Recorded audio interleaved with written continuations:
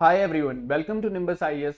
Today we are going to continue with our quality enrichment program series from the point of view of HS Mains Examination 2023. आज हम discuss करेंगे GS के regarding कुछ important topics that are going to be really helpful for you in order to crack your exam. So without wasting any time, let's just start. सबसे पहला topic हमारा है that is deep ocean mission. अब ये deep ocean mission जो है India ने launch करना है किसके under? Ministry of earth science के अंदर. अब इसमें पॉसिबिलिटी ओशंस के मिनरल्स को एक्सप्लोर करने के लिए जो पॉलीमेटालिक नोड्यूल्स ओशन के अंदर प्रेजेंट है उनको एक्सप्लोर करने के लिए ये हमारा एम रहेगा. इसके साथ साथ इंडिया जो है ओशंस को एज ए स्ट्रेटेजिकली इंपॉर्टेंस रखता है. ओशन की इंपॉर्टेंस किस किस चीज के लिए है आपको ये पता होना चाहिए. That is deep ocean mission. अब ये डीप ओशन मिशन क्या है? इंडिया जो है एम कर रहा है ओशन को एक्सप्लोर करने के लिए, ओशन में जितने पॉलीमेटालिक नोड्यूल्स है उनको एक्सप्लोर करने के लिए. ठीक है, ये मिशन चलाया जाएगा. अब यहाँ पे सबसे पहले आपको पता होना चाहिए ओशन एज ए रिसोर्स की इंपॉर्टेंस क्या है. ओशन जो है किसके लिए इंपॉर्टेंस रखता है एज ए होल? तो ओशन में टूरिज्म पॉइंट ऑफ व्यू से बहुत इंपॉर्टेंस है. बीचेस में लोग जाते हैं, ठीक है, घूमते हैं. इसी के साथ साथ ओशन जो है ट्रांसपोर्टेशन पॉइंट ऑफ व्यू से इंपॉर्टेंस रखता है. हमारे जितने एक्सपोर्ट इंपोर्ट होते हैं, ठीक है, ओशंस के थ्रू होते हैं. इसी के साथ साथ जो है यहाँ पे ओशन जो है स्टैटिकल पॉइंट ऑफ व्यू से इंपॉर्टेंस रखता है. स्टैटिकल पॉइंट ऑफ व्यू से कैसे? जो हमारी बाउंड्रीज है ओशन के अराउंड, जो हमारे जैसे अगर आप बात करो मेनलैंड बाउंड्रीज इंडिया की, तो वहाँ पे 9 ऐसे स्टेट्स है जिनकी बाउंड्री लगती है. ठीक है, तो स्टैटिकल पॉइंट ऑफ व्यू से भी बहुत इंपॉर्टेंस रखता है. जैसे चाइना ने BRI लॉन्च किया है, तो चाइना के BRI को काउंटर करने के लिए, चाइना के जो मैरीटाइम सिल्क रोड को काउंटर करने के लिए इंडिया ने मिशन लाए हुए हैं. जैसे सागर मिशन है इंडिया का. इसी के साथ साथ इंडिया ने क्वाड की मेंबरशिप ली है, ठीक है, जिसमें 4 कंट्रीज है. तो कहने का मतलब है कि ओशंस एज ए स्ट्रेटेजिकल बहुत ज्यादा इंपॉर्टेंस रखता है. इसी के साथ साथ ओशंस में मिनरल्स प्रेजेंट है. ठीक है, ओशन में डिफरेंट टाइप ऑफ मिनरल्स है, निकल है, कोबाल्ट है, मैंगनीज है, तो बहुत सारे टाइप के मिनरल्स है. तो इसको स्टडी करने के लिए इंडिया का एम है. इसी के साथ साथ जो है ocean as a energy resource भी इंपॉर्टेंस रखता है. ओशन एनर्जी रिसोर्स के रूप में कैसे इंपॉर्टेंस रखता है? अगर आप बात करो यहाँ पे फॉसिल्स की, अगर आप बात करो यहाँ पे नेचुरल गैस की, अगर आप बात करो पेट्रोलियम की, वो ओशन में प्रेजेंट होते हैं. इसी के साथ साथ ocean as a tidal energy provide करता है. ओशन करंट्स फ्लो होते हैं जो कि एनर्जी प्रोवाइड करते हैं. तो कहने का मतलब है कि ओशन जो है एज ए होल बहुत ज्यादा इंपॉर्टेंस रखता है. ठीक है, और इसी को ध्यान में रखते हुए इंडिया ने लॉन्च करना है that is deep ocean mission. अब ये डीप ओशन मिशन जो है इसके अंदर क्या होगा? 6 पिलर्स है इसके, जहां पे हम जो है एनर्जी को हार्नेस करना चाहते हैं, क्लाइमेट को स्टडी करना चाहते हैं ओशंस की. ठीक है, तो डिफरेंट टाइप के हमारे ये मिशन रहेंगे, जिसमें से one such mission will be यहाँ पे मैन सबमर्सिबल अंदर भेजा जाएगा. अब ये सबमर्सिबल क्या होगा? इसमें 3 मेंबर क्रूज होंगे और इस सबमर्सिबल का जो है नाम रखा गया है दैट इज मत्स्य 6000. ये क्यों रखा गया है मत्स्य 6000? मीन्स 6000 मीटर तक भेजा जाएगा अंदर. ठीक है, 3 मेंबर क्रू. जिस तरीके से हमारा गगनयान है उसी तरीके से ये एक समुद्रयान है. ठीक है, जिस तरीके से गगनयान होता है, एक मिशन है हमारा, उसी तरीके से ये समुद्रयान है जिसमें 3 मेंबर क्रू अंदर जाएंगे. अब ये 3 मेंबर क्रू कौन से होंगे? एक तो यहाँ पे पायलट होगा, दूसरे 2 साइंटिस्ट होंगे. अभी इनका एम क्या है? इनका एम है 6000 मीटर तक अंदर ओशन में जाना और ओशंस के मिनरल्स को स्टडी करना. ये जो है 12 आवर मिशन रहेगा, जिसमें से 3 आवर जो है ये अंदर जाएंगे, उसमें टाइम जाएगा. इसके साथ साथ जो है यहाँ पे 6 आवर जो है यूटिलाइज करेंगे इस टाइम को ओशंस के मिनरल्स को एक्सप्लोर करने के लिए, and then 3 hour back journey. तो ये जो है जर्नी रहेगी. तो किस तरीके से यहाँ पे कौन कौन से इंस्ट्रूमेंट ये यूज करेंगे, क्या क्या ले जाएंगे अपने साथ, और किस तरीके से जो है एक्सप्लोर करेंगे ओशंस को, उसके बारे में आपको पता होना चाहिए. ठीक है, so without wasting any time let's just start. सबसे पहले आपको पता होना चाहिए कि इंडिया का मिशन है ये. ठीक है, और ये मिशन है ओशंस को एक्सप्लोर करने के लिए, ओशन की डेप्थ को एक्सप्लोर करने के लिए, वहां पे कितने टाइप के मिनरल्स प्रेजेंट है उनको एक्सप्लोर करने के लिए. ठीक है, ये 3 मेंबर क्रू मिशन रहेगा 6000 मीटर तक का. अब ये कब लॉन्च किया था इंडिया ने? इंडिया ने ये 5 ईयर पीरियड के लिए एक मिशन रहेगा 2026 तक. तो यहाँ पे इंडिया ने लॉन्च किया था. कैबिनेट जो हमारा बजट पेश हुआ था, यूनियन बजट 2023, उसमें लॉन्च हुआ था ये. और इसका जो बजट रखा गया है दैट इज 4077 करोड़. ठीक है, इतना जो है बजट रखा गया है इसका. अब ये 6 पिलर है इसके डीप ओशन मिशन के। क्या क्या 6 पिलर है इनके बारे में स्टडी करते हैं।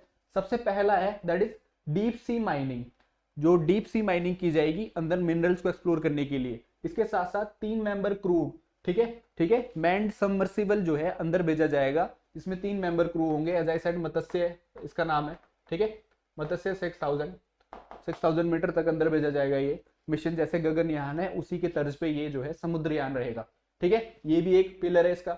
इसी के साथ साथ ओशंस के क्लाइमेट को स्टडी करने के लिए एम है, ठीक है, किस तरीके से ओशन का क्लाइमेट जो है इंपैक्ट कर रहा है over the year with the change in climate, oceans किस तरीके से इन्फ्लुएंस हो रहा है। इसी के साथ साथ टेक्नोलॉजी इनोवेशन की जाएगी किसके लिए, डीप सी बायोडाइवर्सिटी को कंजर्व करने के लिए, एक्सप्लोर करने के लिए टेक्नोलॉजी में एडवांसमेंट की जाएगी। ये भी वन सच पिलर है इसका। इसी के साथ साथ डीप ओशन जो है यहाँ पे सर्वे किया जाएगा to identify multi metal hydrothermal sulphides को। अब ये हाइड्रोथर्मल सल्फाइड जो है काफी डेप्थ में मिलता है ओशंस के, ठीक है, तो इनको एक्सप्लोर करने के लिए जो है सर्वे किया जाएगा डीप ओशंस का। ये भी एक इसका जो है पिलर रहेगा। इसके साथ साथ एनर्जी हार्नेस की जाएगी। जैसा मैंने कहा कि ओशंस के अंदर बहुत ज्यादा पॉसिबिलिटी है एनर्जी की, तो उस एनर्जी को हार्नेस किया जाएगा। फ्रेश वाटर किस तरीके से जो है ओशंस वाटर को फ्रेश वाटर में कन्वर्ट किया जा सकता है, बिकॉज ओशन जो है 71% पार्ट तो हमारी धरती का ओशन ही है। इट मीन्स जो प्योर वाटर है वो बहुत कम है, ठीक है, तो किस तरीके से जो है पॉसिबिलिटी है फ्रेश वाटर की उसको भी एक्सप्लोर किया जाएगा। इसी के साथ साथ एस्टेब्लिश किया जाएगा एक एडवांस मैराइन स्टेशन, किसके लिए, ओशन बायोलॉजी के लिए, ओशन बायोलॉजी को स्टडी करने के लिए, ओशन की बायोलॉजी को वहां पे एक मैराइन स्टेशन बनाया जाएगा एडवांस, ठीक है।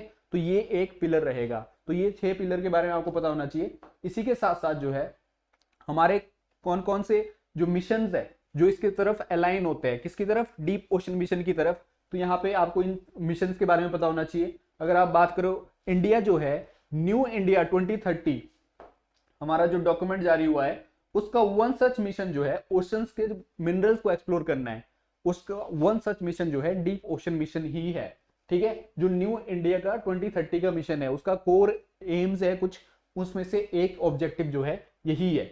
इसी के साथ साथ जो है यूएन की अगर बात करें, बिकॉज ग्लोबल लेवल पे क्या चीज है, यूएन जो है 2021 से लेकर 2030 को एज ए डेकेड मना रहा है, किसके लिए, ओशन साइंस के लिए, decade of ocean science, because blue economy जो है काफी ज्यादा मैटर करती है एज आई सेड अर्लियर, ठीक है। तो इसके लिए जो है यूएन ने मिशन चलाया है ये डेकेड ऑफ ओशन साइंस। तो ओशंस की हार्नेस करने के लिए किससे, सस्टेनेबल बेस है ओशन को हार्नेस करने के लिए और रिसोर्सेज को यूटिलाइज करने के लिए, ठीक है। इसी के साथ साथ जो है हमारे 9 कोर एम्स है किसके, इसके PM science technology and innovation advisory council के, ठीक है। उसमें से जो है one such objective, one such aim is deep ocean mission. ये भी आपको पता होना चाहिए, ठीक है। इसके 9 मिशन है और उसमें से एक मिशन है डीप ओशन मिशन। अगर आप प्रोग्रेस की बात करें, चैलेंजेस की बात करें, तो वहां पे हमें पता चलता है कि डीप ओशन मिशन में जो मत्स्ययान जो बनाया जा रहा है, जो जिसमें 3 मेंबर क्रूज अंदर जाएंगे, वो कौन बना रहा है, that is national institute of ocean technology develop कर रही है डीप ओशन मिशन को एक्सप्लोर करने के लिए ऐसा यान, ठीक है। इसी के साथ साथ सबमर्सिबल कौन सा है, दैट इज मत्स्य दिस, यहाँ पे 6000 मीटर तक अंदर जाएंगे ये लोग। And then mission aim to explore the potential polymetallic nodules. As I said जितने भी मिनरल्स है, चाहे निकल की बात करें आप, कॉपर की बात करें, मैग्नीज की बात करें, कोबाल्ट की बात करें, इनको एक्सप्लोर करने के लिए, ठीक है, विद इन द ओशन, जितने कितनी डेप्थ तक, दैट इज 6000 मीटर की डेप्थ तक, बिकॉज ओशन के अंदर जाना बहुत ज्यादा टफ होता है। अगर आप बात करो वहां पे डार्कनेस होती है, कंप्लीट डार्कनेस है। इसी के साथ साथ जो है टेम्परेचर में क्या चेंज आ रहा है, प्रेशर में क्या चेंज आ रहा है, वो चीज जो है देखनी होती है। अगर आप बात करो टेम्परेचर जो है 2 डिग्री सेल्सियस तक गिर जाता है। इसी के साथ साथ प्रेशर जो है बहुत ज्यादा होता है कंपेयर टू ओशन सरफेस, जो है प्रेशर 600 टाइम ज्यादा होता है विद इन द ओशन। अगर आप 6,000 मीटर की बात करें, ठीक है, तो वहां पे ओशन का जो प्रेशर है वो बहुत ज्यादा है, ठीक है। तो यहाँ पे देखो आप चैलेंजेस क्या क्या है, that is high pressure, one such challenge. इसी के साथ साथ soft and muddy ocean bed होता है, तो ये भी एक चैलेंज है। इसी के साथ साथ जो ड्यूरेबिलिटी इक्विपमेंट की एक चैलेंज है कि कितने ज्यादा सस्टेन रह पाएगा। तो जो ये मिशन बनाया जाएगा दैट इज मत्स्य 6000, इसकी ड्यूरेबिलिटी जो है 96 आवर तक रखी जाएगी। वैसे तो ये मिशन जो रहेगा दैट इज 12 आवर मिशन, लेकिन इन केस उसमें कोई फेलियर होता है तो ये जो है इसकी ड्यूरेबिलिटी 96 आवर तक सस्टेन रहेगी, ठीक है। इसी के साथ साथ बिकॉज नीचे जो है काफी लिमिटेड विजिबिलिटी होती है, तो किस तरीके से लाइट पहुंचाई जाएगी, किस तरीके से जो है इंस्ट्रूमेंट अवेलेबल कराए जाएंगे ताकि डीप ओशन मिशन एक सक्सेसफुल मिशन रह सके। ठीक है, तो ये जो है कुछ चैलेंजेस रहेंगे। अगर आप बात करें ग्लोबल पोजिशनिंग ऑफ मत्स्य 6000, तो इसमें क्या है, Matsya 6000 is India's flagship deep ocean, obviously human submersible अंदर जाएगा, 3 member crew as I said. ठीक है, इंडिया जो है set to join the countries, कौन कौन सी कंट्रीज को इंडिया ज्वाइन करेगा विद दिस सक्सेस। अगर आप बात करें यूएसए ऑलरेडी सक्सेसफुल रहा है इसमें, रशिया सक्सेसफुल रहा है, फ्रांस सक्सेसफुल रहा है, चाइना सक्सेसफुल रहा है अलोंग विद जापान। तो इन्होंने ऑलरेडी ऐसे डीप ओशन मिशन को सक्सेसफुली कंडक्ट किया है जहां पे क्रू मेंबर अंदर गए हैं ओशंस के। ठीक है, मत्स्य 6000 कंबाइंड फीचर्स अगर बात करें इसके क्या क्या चीजें है, तो रिमोटली यहाँ पे ऑपरेटेड व्हीकल इसके साथ लॉन्च किया जाएगा डीप ओशन मिशन में, along with autonomous remote vehicles, ये भी जो है इसके साथ जो है अंदर सेंड किए जाएंगे along with this. And design होगा ये डीप ओशन मिशन को मतलब जो मिनरल्स है उनको एक्सप्लोर करने के लिए। कहने का मतलब है कौन कौन सी चीजें जो है, कौन कौन से इंस्ट्रूमेंट यूज किए जाएंगे डीप ओशन मिशन में ताकि मिनरल्स की स्टडी की जा सके। ठीक है, तो रिमोटली ऑपरेटेड व्हीकल होगा, ऑटोनॉमस रिमोट व्हीकल्स हो गए जो कि यूज किए जाएंगे along with this. Unique features of Matsya 6000 की अगर बात करें, इसमें क्या यूनिक फीचर है इसके, तो किस तरीके से एक स्फेरिकल शेप होगा इसका, किस तरीके से इसका डायमीटर कितना होगा, जो मत्स्य 6000 जिसमें 3 मेंबर क्रू अंदर जाएंगे दैट इज 2.1 का डायमीटर होगा इसका मीटर का। ठीक है, कंस्ट्रक्ट किया जाएगा किससे, टाइटेनियम एलॉय से होगा। ठीक है, it feature advance communication system, क्या क्या चीजें इसमें यूज होगी ताकि कम्युनिकेट कर सके साइंटिस्ट, ताकि कम्युनिकेट कर सके जो क्रू मेंबर है विद स्टेशन के साथ। इसी के साथ साथ नेविगेशन, ताकि रास्ता देख सके कहां से जाना है, कितनी डेप्थ तक जाना है। ठीक है, तो नेविगेशन की पॉसिबिलिटीज को एक्सप्लोर किया जाएगा। इसके साथ पोजिशनिंग सिस्टम जो है उसके यूज होगा, कैमराज यूज होंगे, लाइट्स यूज होंगी along with under water thrusters लगे होंगे इसमें मत्स्य 6000 में। तो क्या क्या चीजें जो है अवेल होगी इसमें along with this. Matsya 6000 will operate as a free floating system operate होगा और इसकी स्पीड कितनी रहेगी, that will be 5.5 kilometre per hour जो एनर्जी इसकी स्पीड रहेगी। ठीक है, कांस्टेंट स्पीड रहेगी। इसके साथ साथ इंडिया जो है तो ओनली कंट्री बन जाएगा जो कि entire ecosystem of under water vehicles contain होगा, जिसमें आप deep water remote operated vehicle की बात करते हो along with this, polar remote operated vehicle की बात कर सकते हो along with this, and autonomous remote vehicle की बात करते हो। तो ये सारी चीजें जो है अवेलेबल होगी इस मिशन में मत्स्य 6000 में, ताकि ओशंस में मिनरल को एक्सप्लोर किया जा सके। सो आपने याद क्या रखना है, आपने रखना है याद कि इंडिया जो है डीप ओशन मिशन के लिए एफर्ट कर रहा है। अब एफर्ट जो है एक यान लॉन्च किया जाएगा that is Matsya 6000 by 2026, 3 member crew mission होगा और ये जो है उस तर्ज पे होगा जैसे हमारा गगनयान मिशन है, उसी तरीके से ये समुद्रयान मिशन कहलाया जाएगा। ठीक है, और इसमें क्या क्या चीजें जो है मत्स्य 6000 जो है यूटिलाइज करेगा, दैट विल बी, चाहे आप रिमोट ऑपरेटेड व्हीकल की बात कर सकते हो, ऑटोनोमस ऑपरेटेड व्हीकल की बात कर सकते हो अलोंग विद दिस, किस तरीके से कम्युनिकेशन सिस्टम को स्ट्रॉन्ग किया जाएगा, नेविगेशन सिस्टम के लिए क्या चीजें की जाएगी, ग्लोबल पोजिशनिंग सिस्टम की अगर बात कर सकते हो तो बहुत सारी चीजें जो है, कैमरा यूज किया जा रहा है, लाइटनिंग यूज की जा रही है, अंडर वाटर थ्रस्टर यूज किए जा रहे हैं। तो क्या क्या चीजें इसमें यूज किए जा रहे हैं, ओशंस में किस तरीके से मिनरल्स को एक्सप्लोर करने की कोशिश हो रही है, चाहे आप निकल की बात करो, कॉपर की बात करो, कोबाल्ट की बात करो, तो डिफरेंट टाइप के जो मिनरल्स अवेलेबल है उनको एक्सप्लोर करने की बात हो रही है। ठीक है, इस मिशन के अंडर, तो ये आपको पता होना चाहिए। बात करते हैं क्वेश्चन सेकंड की। सेकंड क्वेश्चन जो है हमारा विजन है 2047 का। अब ये विजन क्या है इंडिया का, इंडिया जो है कोशिश कर रहा है कि बाय 2047 इंडिया एक डेवलप्ड कंट्री बन जाए। अभी इंडिया कैसी है, डेवलपिंग नेशन में। डेवलपिंग और डेवलप में फर्क क्या है, चाहे आप ह्यूमन कैपिटल की बात करें चाहे फिजिकल कैपिटल की बात करें, there is a lot of transformation उसकी जरूरत पड़ती है एक डेवलप कंट्री बनने के लिए। तो इंडिया जो है अगर आप बात करें आज की डेट में, इकोनॉमी हमारी 3.5 ट्रिलियन के अराउंड है, I think 3.2 trillion I would say, इतनी इकोनॉमी है हमारी इंडिया की। इंडिया एम कर रहा है कि बाय 2047 हम जो है 30 ट्रिलियन इकोनॉमी बन जाएंगे, 30 ट्रिलियन इकोनॉमी बन जाएगा इंडिया बाय 2047। इसी के साथ साथ इंडिया एम कर रहा है क्या, पर कैपिटा इनकम को इंक्रीज करने के लिए। अगर आप आज की डेट में बात करें तो 98,000 इंडियन रुपीज के अराउंड जो है हमारी पर कैपिटा इनकम है, लेकिन अगर आप बात करें हमारा जो टारगेट है दैट विल बी यहाँ पे 18,000 यूएस डॉलर से लेकर 20,000 यूएस डॉलर तक पर कैपिटा इनकम। ठीक है, इतनी करने की जो है इंडिया एम कर रहा है। अब यहाँ पे ऑब्स्टेकल्स भी बहुत सारी है। ऑब्स्टेकल्स क्या क्या दिखती है आपको? अगर आप बात करें यहाँ पे ह्यूमन कैपिटल की, इसमें कैसे ऑब्स्टेकल है ह्यूमन कैपिटल में? ह्यूमन कैपिटल में ऑब्स्टेकल है कि यहाँ पे स्किल्ड लेबर नहीं है। इंडिया में वर्ल्ड की सबसे ज्यादा पॉपुलेशन है, इंडिया में रिजाइड करती है। इंडिया जो है चाइना को भी पीछे छोड़ दिया हमने पॉपुलेशन केस में, लेकिन फिर भी इंडिया जो है उस पॉपुलेशन को हार्नेस नहीं कर रहा है, उसका टैलेंट को हार्नेस नहीं कर सकता है। क्यों नहीं कर सकता है? बिकॉज यहाँ पे स्किलिंग की कमी है। अगर आप बात करो at about 4% of population India में टोटल स्किल्ड पॉपुलेशन है, तो इतनी कम पॉपुलेशन है। अगर आप बात करो जापान की या साउथ कोरिया की, तो वहां पे 100% 95% पॉपुलेशन जो है स्किल्ड पॉपुलेशन है, तो उनको यूज किया जा सकता है लेबर फोर्स में, ठीक है, और प्रोडक्टिविटी इंक्रीज की जा सकती है। लेकिन इंडिया के इसमें ऐसा नहीं है। इंडिया के इसमें ऐसा नहीं है। प्रॉब्लम क्या है? बिकॉज लोग स्किल्ड ही नहीं है। प्रॉब्लम ये है, अब ये स्किलिंग की कमी है। स्किलिंग की कमी है तो ह्यूमन कैपिटल को यूटिलाइज ही नहीं किया जा रहा है। अगर आप बात करें फिजिकल कैपिटल की बात करें तो इंफ्रास्ट्रक्चर की कमी है। चाहे आप एजुकेशन में स्कूल्स के इंफ्रास्ट्रक्चर की बात करें, कॉलेज के इंफ्रास्ट्रक्चर की बात करें, हॉस्पिटल्स की अवेलेबिलिटी की बात करें, हर एक स्टैंडर्ड ऑफ लिविंग में हम लैग कर रहे हैं। तो किस तरीके से हमने एक ट्रांसफॉर्म होना है 2047 तक, एक डेवलप कंट्री बनना है, तो उसके लिए हमारे एम्स है, ठीक है। तो ये जो है इंडिया एम कर रहा है। अब यहाँ पे आपको सबसे पहले तो इंट्रोडक्शन में क्या चीजें होनी चाहिए, तो सबसे पहले आपने बताना है कि इंडिया जो है ऑब्वियसली प्लान कर रहा है कि एक डेवलप कंट्री बन सके। कब? 2047 तक। और इसके लिए this plan aim to prevent India from falling into, सबसे पहले कुछ ऑब्स्टेकल्स है। जैसे मैंने कहा कि एक ऑब्स्टेकल तो हमें स्किलिंग की कमी दिखती है, दूसरी ऑब्स्टेकल हमें इंफ्रास्ट्रक्चर की कमी दिखती है, तीसरी ऑब्स्टेकल क्या है? Middle income trap. Middle income trap से प्रिवेंट करने के लिए इंडिया जो है एम कर रहा है। अब ये मिडिल इनकम ट्रैप क्या होता है? Middle income trap means certain जो है लेवल तक आपकी इनकम बढ़ती है, उसके बाद जो है सस्टेन हो जाती है। ऐसा कई कंट्री के साथ देखा गया है कि उनकी इनकम जो है $5,000 $6,000 के अराउंड जो है पर कैपिटा इनकम इतनी बढ़ती है एंड देन सस्टेन हो जाती है, इसके ऊपर जो है बढ़ती नहीं है।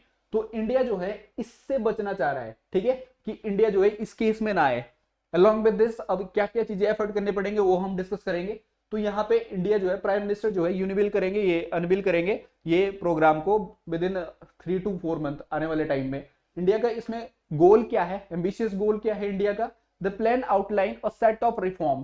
प्लान जो है कुछ रिफॉर्म्स को आउटलाइन करता है कि हमें ये रिफॉर्म अडॉप्ट करने पड़ेंगे बाय 2047 एक डेवलप कंट्री बनने के लिए, ठीक है। बाय 20 इसकी जो आउटलाइन है दैट इज 2030 कि हम जो है कुछ एफर्ट करेंगे बाय 2030 जो प्रोडक्टिव वे में यूज होंगे बाय 2047 के लिए एक डेवलप कंट्री बनने के लिए, ठीक है। तो यहाँ पे आउटरीचिंग ऑब्जेक्टिव क्या है? सबसे पहले जैसे मैंने कहा कि यहाँ पे पर कैपिटा इनकम के साथ साथ हमारी जो जीडीपी है, हमारी जो इकोनॉमी है ओवरऑल इंडिया की, उसको 30 ट्रिलियन बनाने का एम है। सबसे पहले तो ये गोल है। इसके साथ साथ यहाँ पे गोल है पर कैपिटा इनकम का, कितनी रखनी है पर कैपिटा इनकम इंडिया की?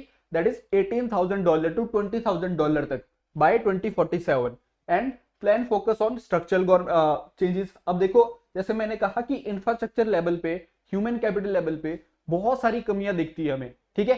तो उन स्ट्रक्चरल चेंजेस को दूर करना है, तभी हम एक डेवलप कंट्री बन पाएंगे।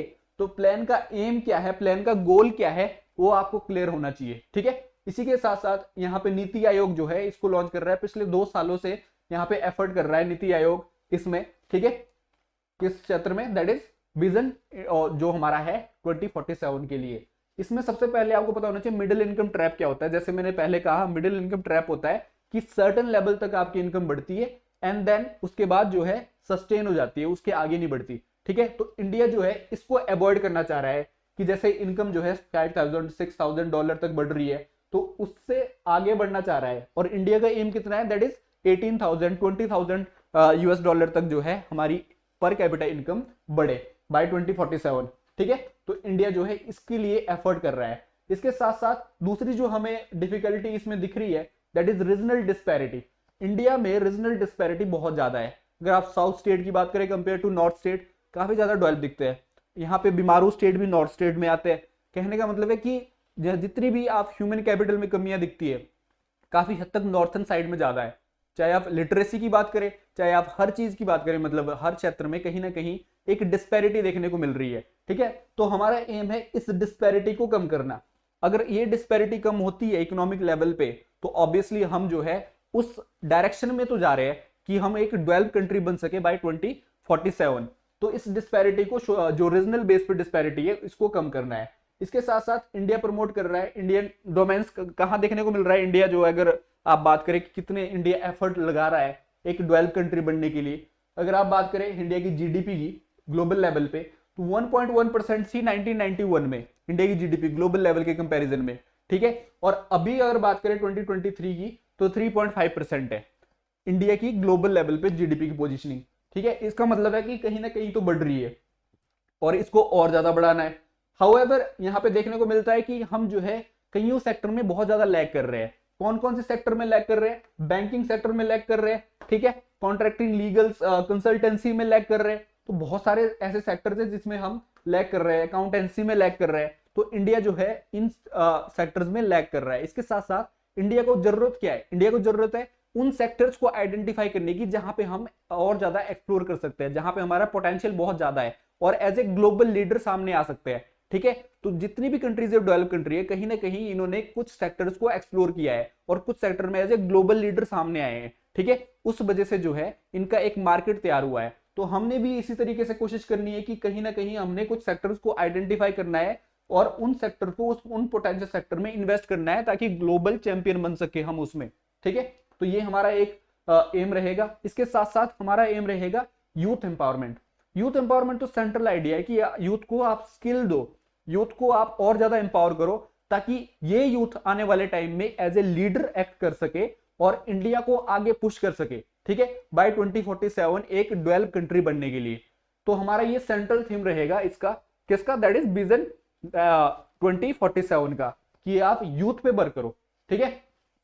यूथ जो है उसी का टैलेंट को यूज करके हम जो है अपॉर्चुनिटीज को यूज करके एक डेवलप कंट्री बन सकते हैं। तो ये भी एक एम रहेगा हमारा अंडर दिस विजन 2047 का, ठीक है।